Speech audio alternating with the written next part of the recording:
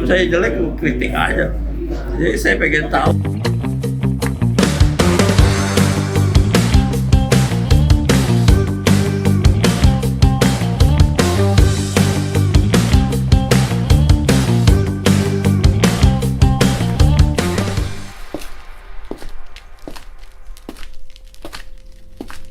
Nah, sekarang lebih kepada produser yang saya pilih dan juga ingin reunian dengan Bapak. Jadinya makanya saya datang kemari dan sangat senang diterima dengan gembira begini.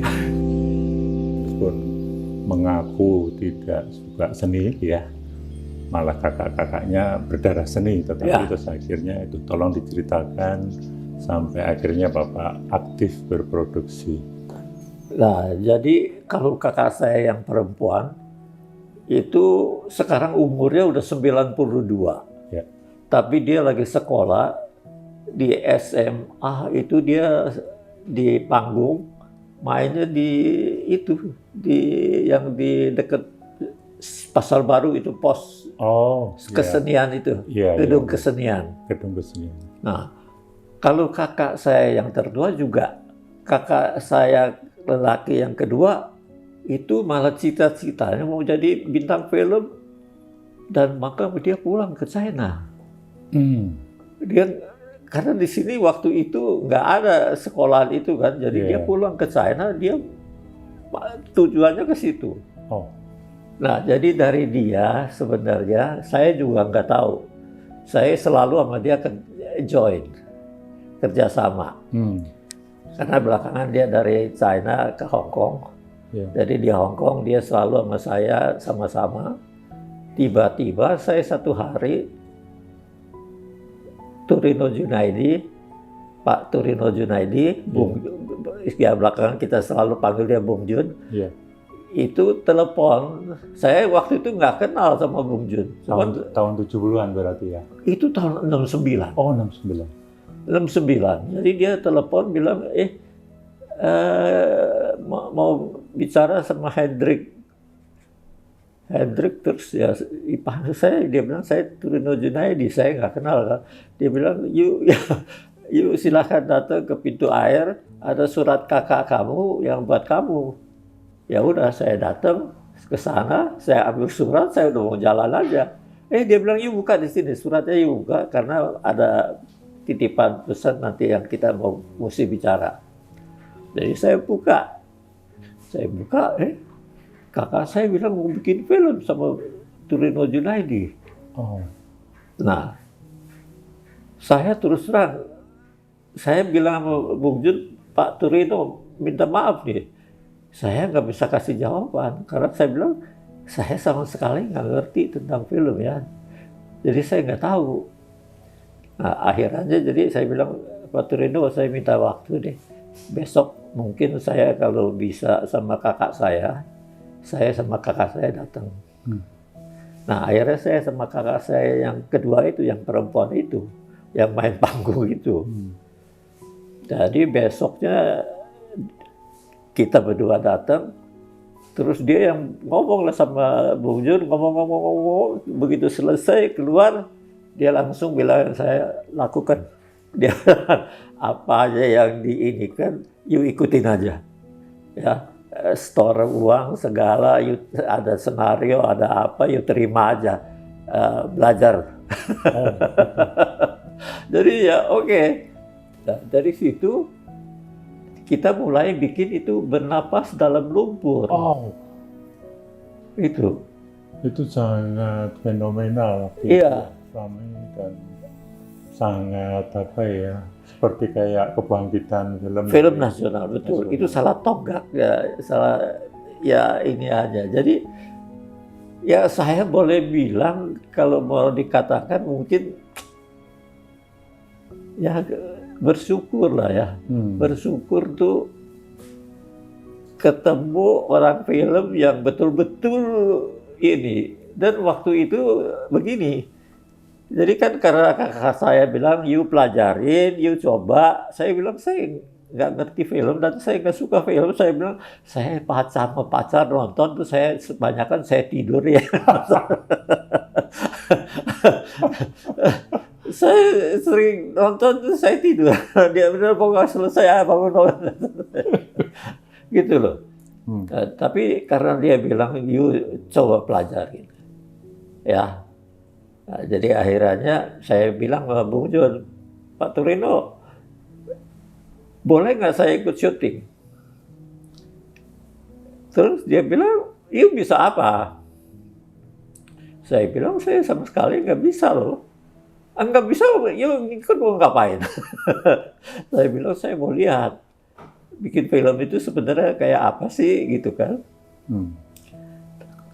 Jadi Bung Jun bilang, tanya saya lagi, bawa mobil bisa nggak? Oh, kalau bawa mobil saya oke. Jadi waktu itu, saya punya tugas itu adalah jemput, antar Susana pulang pergi.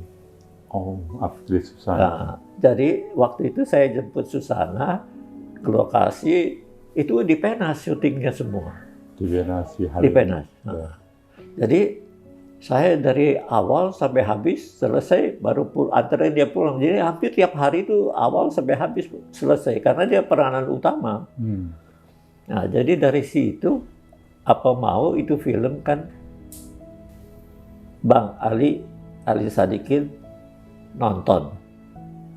Begitu nonton keluar dari bioskop, di lobi bioskop dia langsung bilang film nasional perlu dibantu. Pajak tontonan dipulangin ke produser.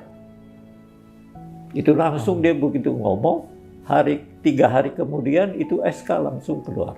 Oh, itu yang film yang berjudul mana yang Bernapas dalam Lumpur. Bernapas dalam Lumpur. Nah, itu adalah Bang Ali kasih film nasional pertama, pajak tontonan 100% dikembalikan kepada produser. Nah, jadi itu film. Terus kami bilang, modalnya pertama, saya tuh terima budget juga nggak ngerti lah pokoknya, 10 juta modalnya waktu itu. Turino 51%, kita 25%, yang lain dibagi-bagi, ada daerah ikut yang 5%, 4%, 3% itu dikumpulin, 24% itu dibagi. Nah, jadi itu pertama film. Selesai syuting, itu budget di bawah budget. Jadi cuma 9.750.000. Oh. Jadi masih ada sisa 250.000. Itu Turino bilang ini, Hendrik kita bagi ya, ini yang 250 kita bagi karyawan yang kerjanya baik. Terus saya tanya, terus pemain gimana Pak? Oh, pemain dia bilang nggak perlu. Karena pemain ada main di tempat lain juga, ada nyanyi, ada segala ya. Dia bilang kalau kru itu full untuk kita. Jadi juga yang kerjanya baik. Kalau kerja nggak baik, nggak usah bagi. Nah, you tahu itu film First Run. Terima 70 juta lebih. First Run. Wow. Itu loh. Maka Turino punya itu studio Sarinande yang di radio dalam. Itu justru duitnya dari situ. Dari situ duitnya. Itu loh. Nah, selanjutnya Pak. Nah, terus kan kita sama Bung Jun 4 film. Bernapas dalam lumpur, Noda Tak Berampun, Kekasihku Ibuku, sama Lorong Hitam. 4 film semuanya untung.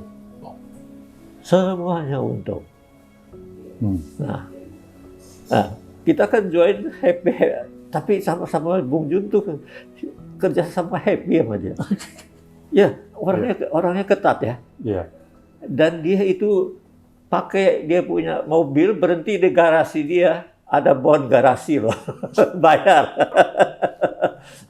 Jadi, tapi saya nggak pernah komplain, nggak pernah, pokoknya Bung Jun aja atur aja lah, pokoknya Bung Jun ini, tapi dia selalu syuting di bawah budget. Gitu loh. Selalu ada uang sisa loh. Nah, dia punya satu kata sampai sekarang saya pegang dan saya kasih tahu ke generasi saya yang di ini. Yang berikut. Satu kata itu saya bilang, Bung Jun itu selalu bilang kita cuma satu kata yang penting, kita yang harus tunggu matahari. Jangan suruh matahari tunggu kita, nggak mungkin.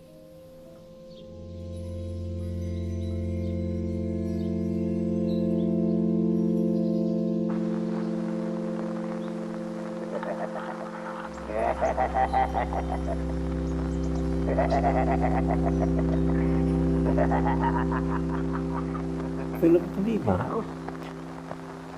tahu-tahu teater populer muncul, bikin film. Itu wajah seorang laki-laki kalau nggak salah.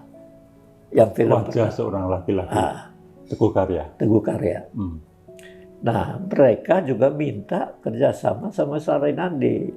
Nah, Sarinande karena dia punya pakai Sarinande produk itu dia selalu 51%. Itu selalu.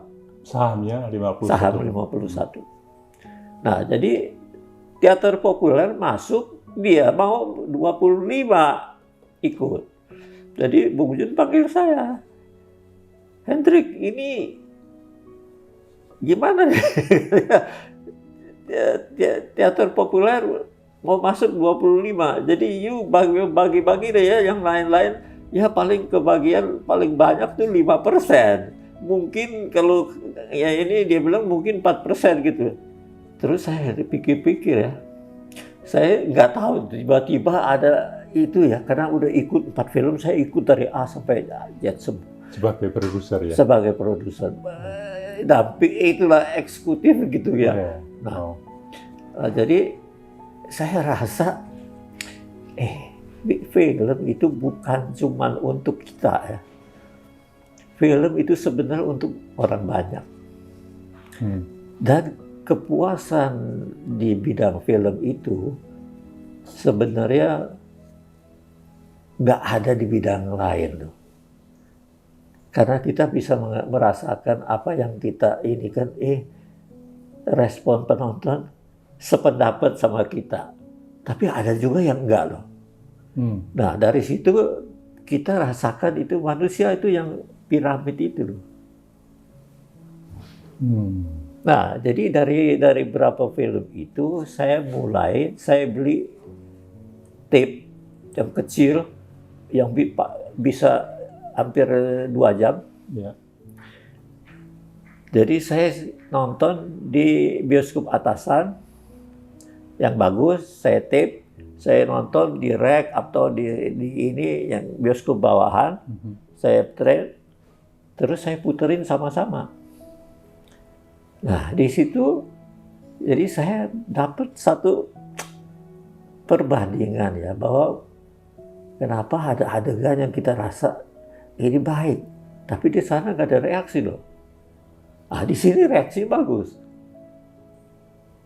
Nah, jadi dari situ akhirnya saya sama sutradara itu bisa, ya saya bilang ya saya sih cara orang bodoh aja lah, saya bilang saya ngetep ini bukannya iseng, tapi saya rasa respon dari situ saya sadar bahwa pengalaman hidup, keadaan dalam hidup, setiap orang punya riwayat hidup itu berbeda-beda. Bonnie! Nancy!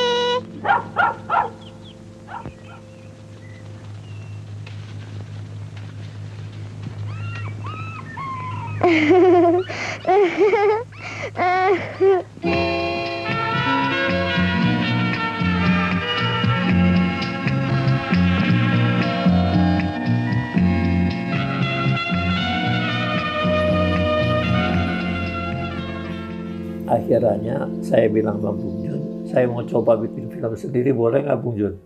Bung Jun bilang, udah bisa.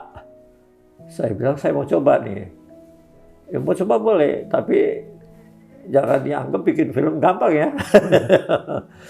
film itu bisa untung bisa rugi loh. Jangan you rasa ini 4 film you untung-untung, nanti you bikin sendiri you rugi loh. Saya bilang ya nggak apa-apa lah, maka saya bikin yang murah aja. Saya bilang saya bikin film kecilan. Jadi saya pertama bikin 2 film anak-anak. Nah, sutradaranya John Jasmadi. Jadi udahlah pokoknya, tapi itu 2 film. Yang Bonnie Nancy orang bilang, ini film menarik, tapi pemasaran kurang baik. Kurang baik. Saya tanya Bung Jun, bagaimana ya? Orang bilang filmnya oke, tapi kok pemasaran nggak? Aduh, sama kita punya harapan jauh ya. Dia bilang, iya orang ada satu hal lupa nih. Saya bilang apa? Orang pribumi, orang Indonesia nggak suka anjing. Karena Bonnie Nancy itu anak kecil sama anjing.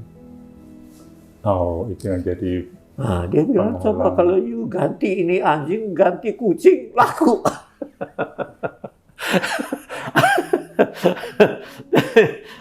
Ya, udah saya bilang.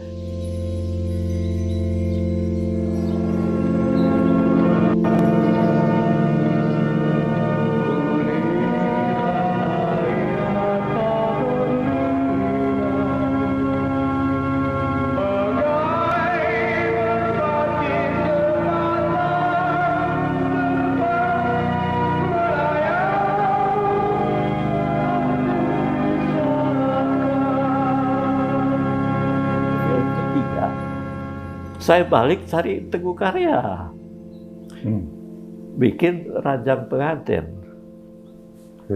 Film sama Selamat Radio. Ya, Eleni Mardina. Nah, jadi itu film, senario saya sama Teguh juga bahas, sama tim dia bahas. Itu kurang lebih senarionya ada hampir 2 bulan, baru oke loh.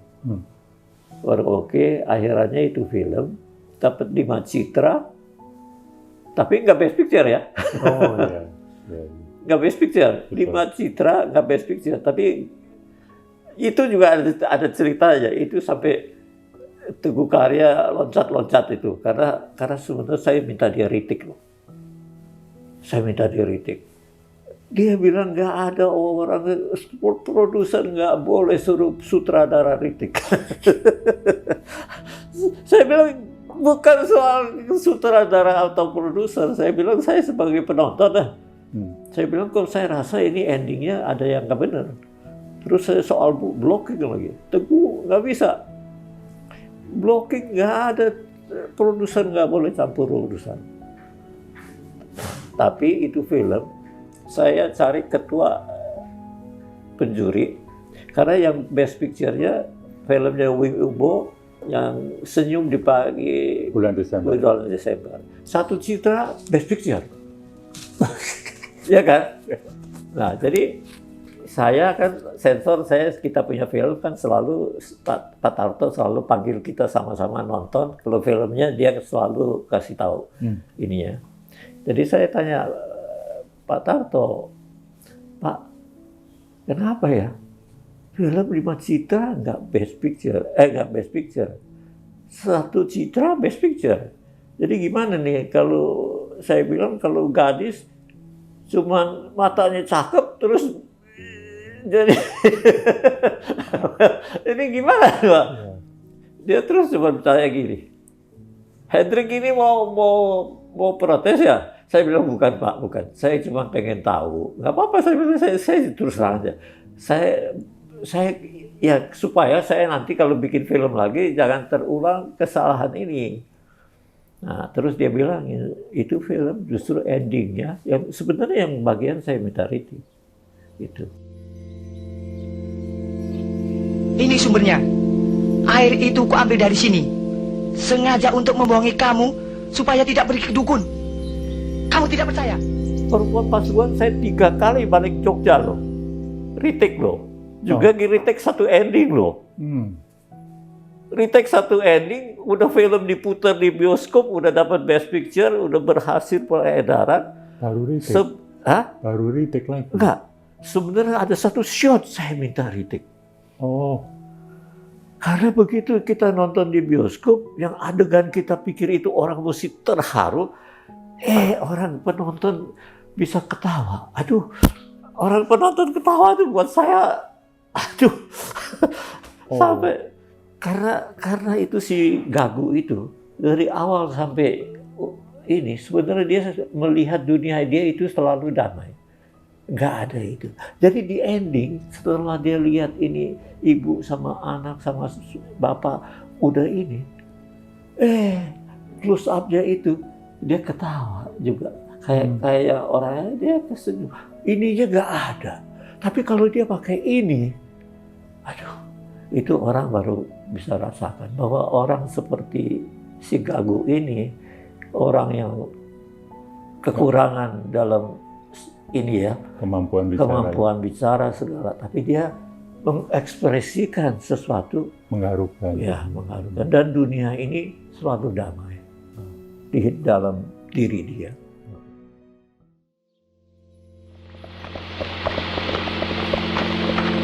Pasukan Pangeran Diponegoro yang menyerang mereka lebih dulu. Jadi, menurut fakta Monsanto sudah tahu Belanda akan menyerang desa ini. Film yang lebih serius juga yang waktu itu Garuda Film terlibat yaitu November 28. Nah, November 28 sebenarnya saya produser yang tiba-tiba masuk Belakangan.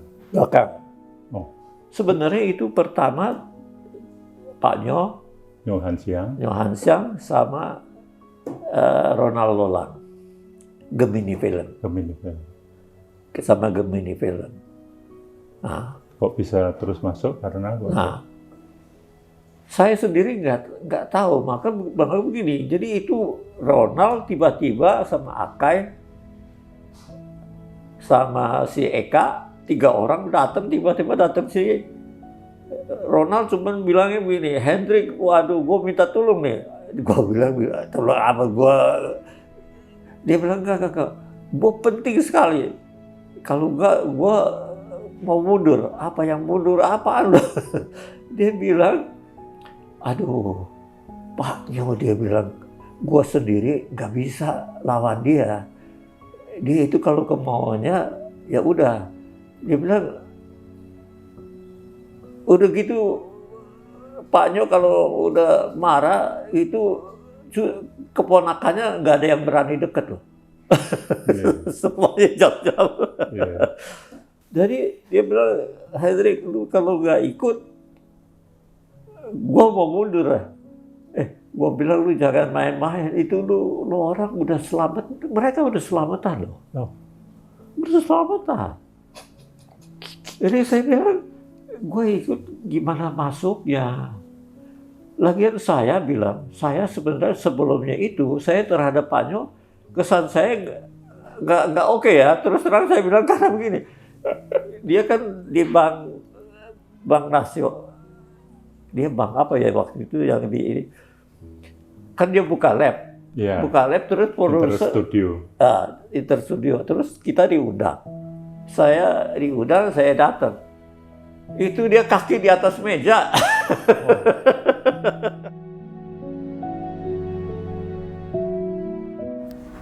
Oke. Masuk dulu ya, Bang. Terima kasih, Mas.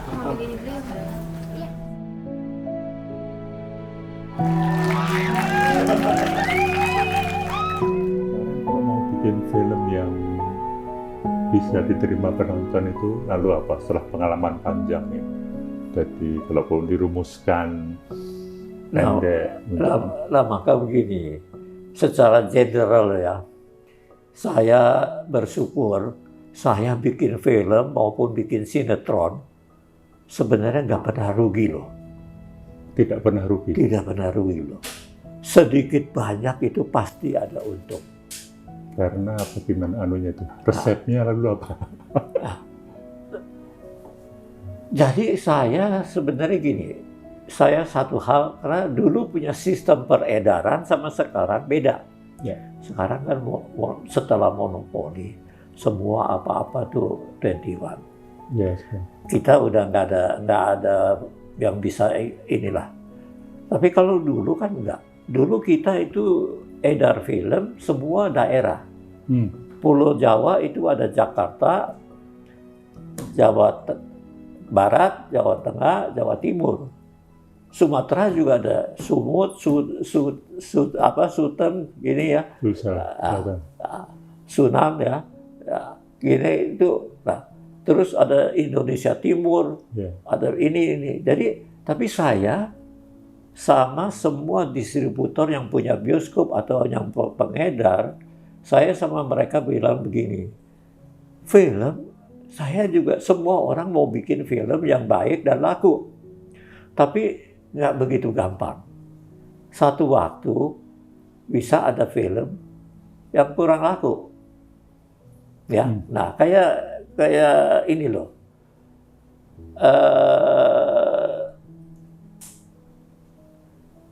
Pak Nyo itu bikin satu film yang Christine Hakim main punya. Cinta Pertama bukan? Enggak, yang udah di tengah-tengah. Sama Dharma Putra loh. Bukan Cut Nyadin ya, bukan? Bukan. Sebelumnya Cut Nyadin. Jadi itu film, saya udah bilangin Pak Nyo nih, Pak Nyo, ini film susah diedar. Ya, susah diedar nih. Kalau bikin, kalau dia sendiri, susah jalan. Mesti dikawinin sama film lain, supaya jalan. Nah, saya sama daerah, jadi saya kayak sama Parwes. Parwes punya kakak itu sama saya kerjasamanya baik. Itu pertama Parwes punya kakak itu beli Jawa Barat, itu dari saya. Dari saya bilangin dia, yuk kalau cuma beli Tasik ini, ya repot. Jadi yuk mesti tunggu Bandung. Saya bilang karena waktu itu Bandung kan Pemda punya gedung banyak. Iya. You bisa minta ini ya. Jadi saya bilang you ambil Jawa Barat. Nanti you ini, jadi you bisa berkembang, bisa jalan sampai ke Cirebon segala. Jadi artinya peredaran itu kunci pertamanya gitu ya. Nah, jadi saya bilang sama mereka begini. Satu waktu film saya yang untung besar. Kayak itu kakaknya Parwes itu selalu dia bilang gini, wah film ini gua untung besar. Ya film berikutnya lu boleh naikin lah. Nah, tapi ada film, waduh ini film gua ini jalannya susah nih. Promosinya udah setengah mati juga. Nah, film berikutnya lu kasih gua ringan ya. Nah, gitu. Nah, jadi semua film kita dengan cara begini, ya average-nya sebenarnya jadi kayak kita bilang lah, susah senang kita berbagi gitu loh. Ya. Ada yang kadang-kadang serius filmnya gitu, ada yang ringan. Iya. Gitu. Nah, jadi waktu itu kan juga dibilang back to basic katanya.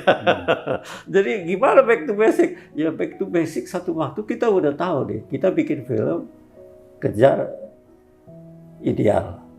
Ada yang kita ini komersil nih. Ya udah, kita terus terang bilang. Iya. Nah, jadi waktu kita bikin sendiri, maka saya juga bilangin Pak Nyo. Maka Pak Nyo sebenarnya terakhir minta saya pegang satu film, tapi akhirnya saya nggak pegang. Dia nggak bikin loh itu film, padahal dia udah kontrak Sumanjaya, ya skenario udah. Itu yang penyair yang muda yang meninggal. Khairil Anwar.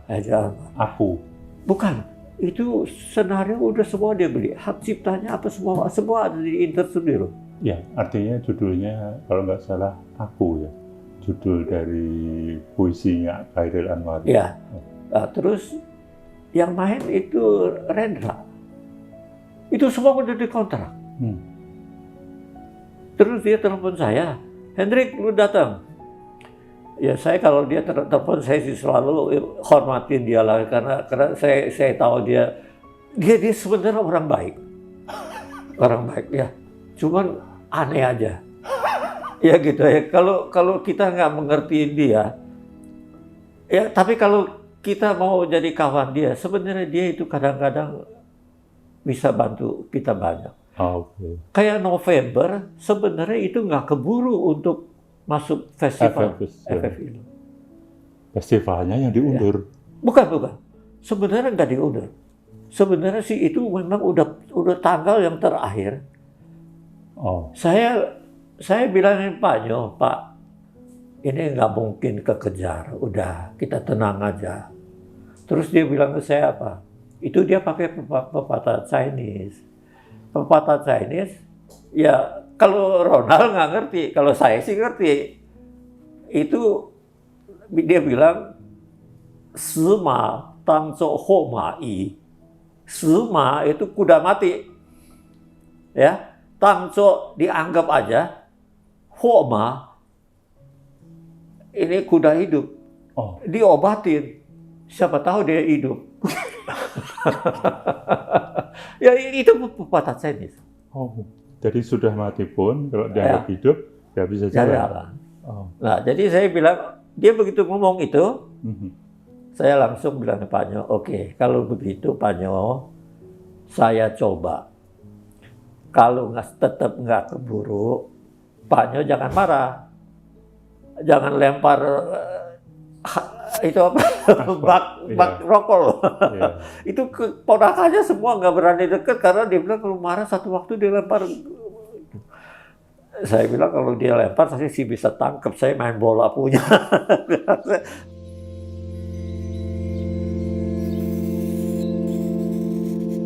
Sebenarnya kalau itu ya saya sih terus terang itu sebenarnya menjadi suatu Impian. ya kalau dibilang ya saya seumur saya hidup boleh bilang cukup lah, nggak kekurangan sesuatu apa. Tapi yang saya harapkan sebenarnya karena bidang ini kan saya udah 50 sekian tahun. Yeah. Nah jadi saya terus terang yang karena saya boleh bilang kakak saya di Hong Kong bikin film banyak loh. Dia bikin film ada 100 film lebih loh. Wow. Ah, itu Chow Yun Fat itu yang pertama orbitin itu kakak saya. Yang laki yang. Dia kontrak Chow Yun Fat 3 tahun. Dia itu dari bellboy-nya Peninsula Hotel dari bintang. Ya. Nah, jadi buat saya lihat juga Korea. Korea sebenarnya kalau kita lihat 40 tahun yang lalu punya Korea punya film, itu juga nggak ada apa-apanya. Tapi ini hari punya Korea, hebat. Jangan bilang dia punya kota, capital kotanya ini itu enggak. Dia sekarang di Busan aja itu sekarang punya sesuatu khusus tentang perfilman. Busan Festival segala apa-apa. Itu karena apa? Karena pemerintahnya. Pemerintahnya. Jadi di Indonesia kira-kira sama. Harusnya pemerintahnya lebih turun tangan begitu. Harus.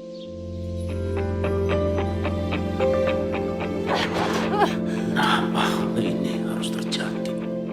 Nekat lo dengan keadaan lo yang udah sempurna kayak gini, lo mau jadi? Dijelaskan perpindahan dari Garuda Film menjadi Magma Film. Nah, kalau Garuda Film ke Magma, sebenarnya saya tadinya minta mereka terusin Garuda. Mereka bukannya nggak mau, anak saya. Ya. Tapi memang ada kesulitannya apa? Kesulitannya itu kalau pakai Garuda, itu orang datang semuanya carinya Hendrik. Nggak ada yang cari Charles. Nggak ada yang cari Linda. Carinya semua Hendrik. Aduh, jadi pusing juga kan. Jadi mereka bilang, udah kita pakai bendera sendiri yuk. Nah, saya sih terus terang ya, saya nggak tahu lah. Kalau saya sih nggak apa-apa, saya bilang. Tapi you pakai bendera baru, you mesti tahu loh. Garuda ini saya generasi kedua loh. Generasi ke-1 itu adalah Pak Alwi Samono. Alwi Samono itu adalah salah satu orang pencipta, pendiri perfilman. Jadi Garuda Film didirikan di tahun 1950. Dan dia punya studio dulu di Kebayoran Lama, Sangkabuana. Nah, dia Garuda kasih ke saya, tidak jual. Oh, Dia kasih saya. Minta untuk Tapi diteruskan. persyaratannya cuman satu, you nggak boleh bikin film brengsek. Dua, sebelum saya tutup mata, Garuda nggak boleh utang kemana-mana terus bangkrut. Nah, saya bilang, ya gimana buktikan, kan itu mesti waktu. Ya. Ya dia bilang kan, waktu itu saya masih muda. Dan saya berani-berani, saya datang, saya bilang saya mau beli. Dia bilang enggak, saya nggak jual. Tapi saya boleh kasih. Nah, jadi itu sama Pak Alwi Samono. Jadi saya bilang, saya ketemu orang-orang yang rada aneh-aneh juga lah itu. Ya betul. Jadi saya dari situ baru Garuda. Jadi itu tahun 73. Menjadi Garuda itu 73. Iya. Terus sampai Magma lahir. Iya, Magma diri itu tahun 2003. Dan cukup jalan, cukup apa artinya running begitu? Running tidak terlalu. Kalau anak saya, ya karena jadi beban dia. Beban dia karena apa ya itu? Saya bilang jangan bikin film brengsek loh. saya bilang lu bikin film, karena skenario saya masih baca. Ini masih saya ini. Wah, yang ini maka dia bikin film horor aja. Kodrat. Sebenarnya saya bilang udahlah jangan bikin. Tapi dia bilang gimana? Saya bikin film baik. Ya, nada untuk asa segala. Dia ada dapat penghargaan dari gereja katedral, punya uskup agungnya, punya satu piagam loh. Ucapan terima kasih segala. Itu nonton sampai 3 kali, sampai bangun. Wah, saya terima kasih ya, baik sekali. Nah, gitu loh. Jadi tapi memang pemasaran. Nah, maka ini yang saya terus belakangan saya analisa juga ya, pikir. Kenapa ya orang pribumi, orang kitanya, orang Indonesia, termasuk keturunan juga banyak yang suka film horor. Jadi akhirnya gimana? Tapi kalau mau dibilang, memang kita ini kan kepercayaan itu.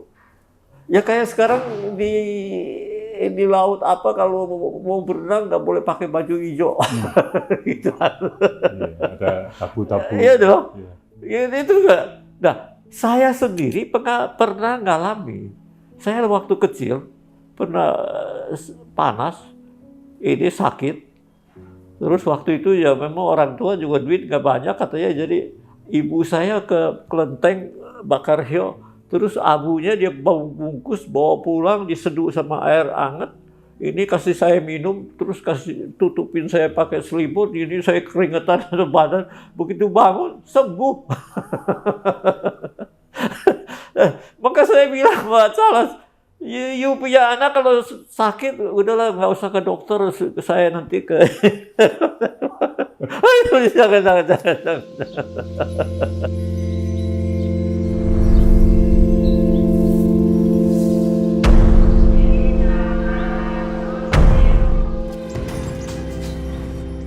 Kodrat bersyukur lah ya, Kodrat.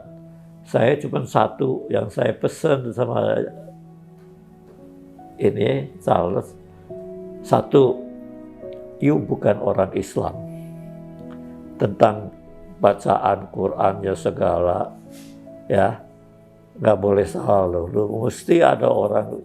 Nah dia bilang saya ada supervisor ada 2. Jadi dari skenario sampai syuting semua didampingin. Terus Astrada dia juga orang pesantren. Nah, terus kedua saya bilang, karena juga ada ya aliran kadang-kadang beda kan keyakinannya.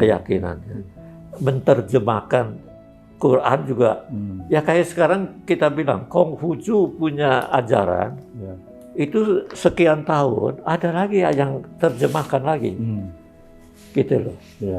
Ya ini perubahan zaman, sudut pandang yang berbeda, dilihatnya itu kadang-kadang ada yang ternyata mestinya kayaknya begini yang lebih benar ya. Ya, nah jadi saya bilang kalau kayak begituan itu susah dikatakan sekarang yang benar yang mana, yang harus dipegang itu yang mana. Saya bilang ini ya hati-hatilah ya, karena kamu itu dia kan Katolik, orang keturunan. Nah, sampai tadinya saya bilang kalau enggak ya udah lu direct pakai co-director lu aja punya nama, lu jadi co-nya. Gitu loh. Dia bilang ya enggak lah, dia bilang itu kan kayak kita nggak jujur. Wah ya kalau jujur ini memang susah. Jujur sama kepercayaan yang mana harus duluan. Ya kan?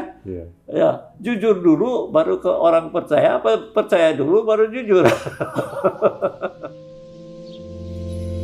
Hari ini pertemuan kita merupakan awal dari berjalannya universe yang kemudian akan semakin tumbuh banyak berkembang di dalam perfilman kita, dan juga di dalamnya semoga dengan demikian dimungkinkan Rapi Film bersama dengan Magma Entertainment bisa selalu hadir membawa banyak. Saya join sama Rapi karena dulu saya di PPFI sebagai ketua produksi. Ya, produser Pak Gop sebagai ketua pemasaran. Nah, tapi dulu kita nggak pernah join. Tapi generasi dia sama generasi saya sekarang join baik. Maka sekarang juga Charles yang sama Linda di bagian produksi, pemasaran. Kerja sama dengan Pak Sunil. Gitu. Dan ternyata ini dari mereka mulai join, semua film untung. Dan sekarang mereka bayar pajaknya juga beres. Itu juga salah satu hal yang terus terang ya, kalau dulu ya saya bayar pajak sih nggak full beneran. Yang bener-bener perfilman yang bayar pajak itu cuma Kompas. Bener. Dan media film. Ya. Itu loh, kita bilang terus terang. Jadi, tapi saya selalu yang perhitungan pajak yang mesti dibayar belum dibayarin, tapi saya nggak pakai loh. Saya taruh di satu ini, kalau perlu itu udah mesti bayar. Itu loh. Jadi kita, dan waktu itu sebenarnya mau dibilang PFN itu yang ambil negatif jualin. Saya nggak pernah beli, Itu footage yang ada dijual. Dijual. Itu sound. Dijual. Saya nggak pernah beli. Tapi belakangan ada periksa loh. Ada periksa, saya nggak pernah beli. Ditawarin, bukan enggak loh. Tapi saya tahu lah, saya bilang saya enggak. Sorry aja saya enggak. Saya enggak. Ya kalau begituan saya ya itu sih dari ayah saya. Ayah saya karena selalu bilangin saya ya, orang itu kalau hemat, jujur, rajin, udahlah di manapun bisa hidup. Tapi saya bilangin anak saya, ini 3 ya pegang, tapi saya kasih tahu 1. Tapi ini jurus maut dia. Itu apa? Mesti bisa baca situasi. Mesti sedikit fleksibel. Tapi bukan berarti suruh you plan loh. Tapi kalau enggak ya, tiap hari juga kebentur tembok. Ya, jadi fleksibel. Ya dong. Nggak baca situasi. Nah, bisa baca situasi, kita lihat. Ya, Kalau enggak sekarang kita cuma pokoknya kalau saya udah benar gitu loh. Oke. Nggak mau. Jadi saya bilang bukan suruh you clean plan, bukan. Tapi makanya bilang ini kita mesti tahu keadaan sekarang. Situasinya ya, Nah. lalu fleksibel. Iya. Terus Kalau artinya, dulu kita ngomong jabatan tangan selesai, nggak ada kontrak pun semua pegang. Sekarang udah kontrak masih ada lagi. Gitu. Aduh kadang-kadang kita apaan sih udah ada kontrak? Ya, tapi yang satunya apa Pak? Membaca situasi, fleksibel satunya? Ya, jadi kita itu Dua, membawa ya? diri. Membawa diri. Ya, karena kita percaya diri, tapi juga jangan over.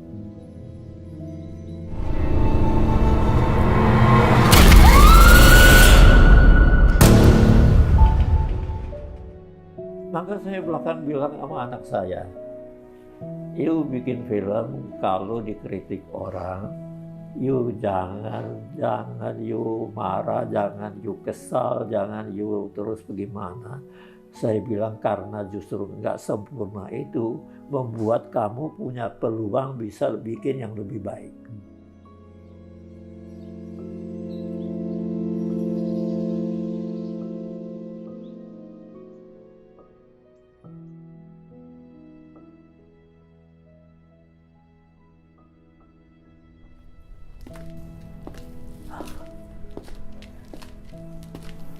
Ya, ini kantor Magma ini dari generasi penerusnya Garuda Film. Jadi saya punya anak-anak yang ciptakan. Saya hanya ikut di belakang aja. Ya, ya ini ruang, kalau ini masuk sini, ruang meeting. Satu waktu ya santai-santai juga lah. Santai-santai juga. Ya kalau ini ya citra-citra Garuda dan Magma yang sekarang inilah. Jadi bergabung. Di sini juga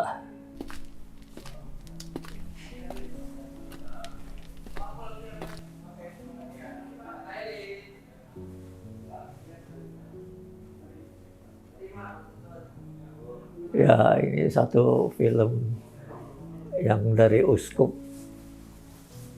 itu Katedral. kasih penghargaan, tanda terima kasih. Nah, ini citra-citra dari film saya, citranya ya lumayan banyak juga lah, 20 sekian, 25 apa 26. Nah, Best Picture ada 2. Nah, ini ruang kantor kita kebetulan lagi pada aktif di luar. Nah, ini salah satu staf kita ini malah nggak mau jadi dokter, malah mau jadi orang film ini. ini salah satu kritikus film yang banyak ini. Nah, kalau kantor saya ada di sini.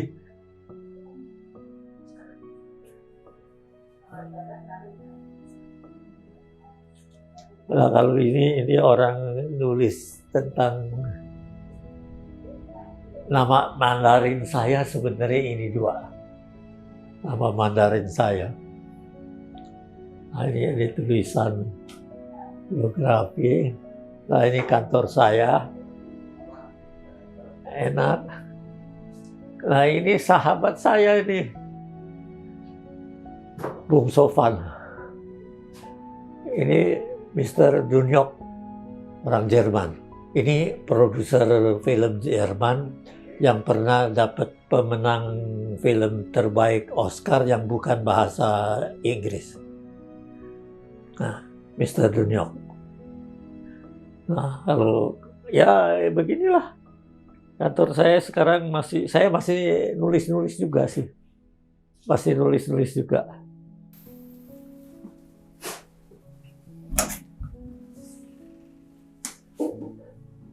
Ayo, mari. Kita naik dari sini ya. Nah, saya tiap hari naik turun di sini karena katanya kalau tiap hari naik tangga ini buat kesehatan baik. Nah, ini taman saya ini. Jadi saya tiap hari ya di sini putar-putar jalan.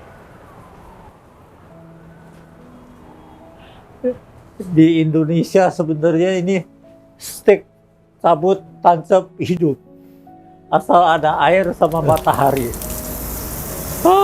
Ini kalau panas.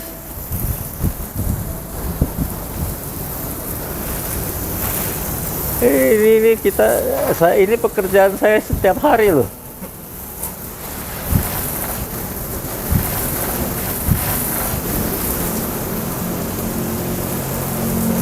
Karena tanaman air juga nggak boleh terlalu banyak, tapi juga nggak boleh kurang. Itu loh.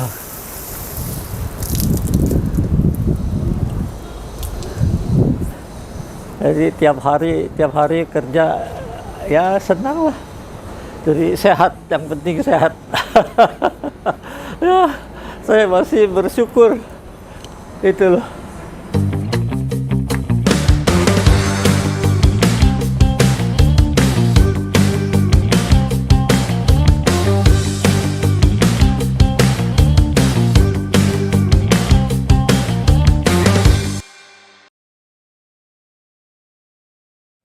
Nah, ini saya tuh.